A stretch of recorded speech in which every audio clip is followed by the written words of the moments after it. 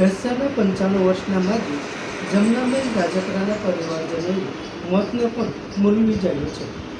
પેશા ગામના જમનાબેન રાજપરાનું 95 વર્ષની વયે નિધન થતાં તેમના પરિવારજનોએ તેમની ઈચ્છા મુજબ દેહદાન અને ચક્ષુદાન કર્યું હતું. આ પ્રસંગે સ્વ જમનાબેનનું દેહદાન રાજકોટ એમ્સ હોસ્પિટલને કરતા તેમની અંતિમ યાત્રા ઢસામાં નીકળી હતી, જેમાં ઢોલ નગારા સાથે માને વિદાય અપાઈ હતી અને રંગે ચંગે નીકળેલી આ સ્મશાન યાત્રા લોકો માટે પ્રેરણારૂપ બની હતી.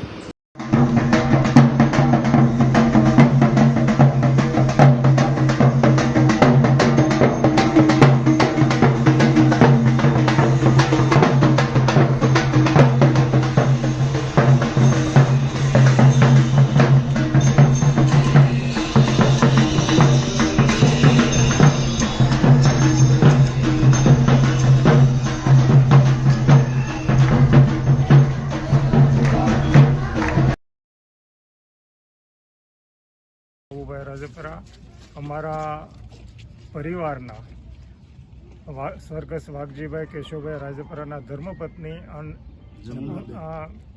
શ્રી જમનાબેન વાઘજીભાઈનો આજ સ્વર્ગવાસ થતાં એમની 95 વર્ષની ઉંમર હતી.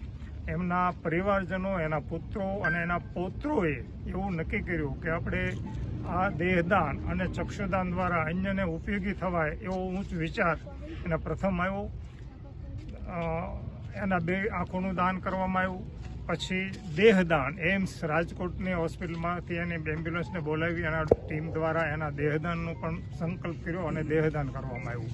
ઢસાની અંદર આ એક અમંગળ ઘટનાને મંગળ રીતે ફેરવી અને વાજતે ગાજતે એમની સ્મશાન યાત્રામાં ફૂલ અને ઢોલ સહિત એમને સ્મશાન યાત્રા ગામ વચ્ચેથી નીકળી એટલે લોકોને ખબર પડી કે ભાઈ આ કેમ ઢોલ વાગે છે. તો પછી લોકોને પ્રેરણા મળે કે ભાઈ આ એક દેહદાન કર્યું છે અને ચક્ષુદાન કર્યું છે, એવા બાનું અવસાન થયું હોવાથી લોકોને પ્રેરણા મળે એટલે વાજતે ગાજતે એને સ્મશાન સુધી લાવ્યા. અને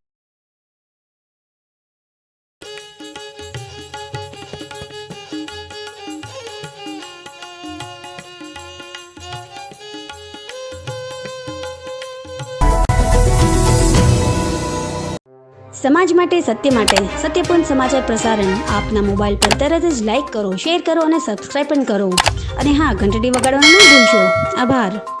સમાજ માટે સત્ય સાથે સત્યપૂર્ણ અહેવાલ, સમાચાર તથા જાહેરાત પ્રસારિત કરવા સંપર્ક સાધો.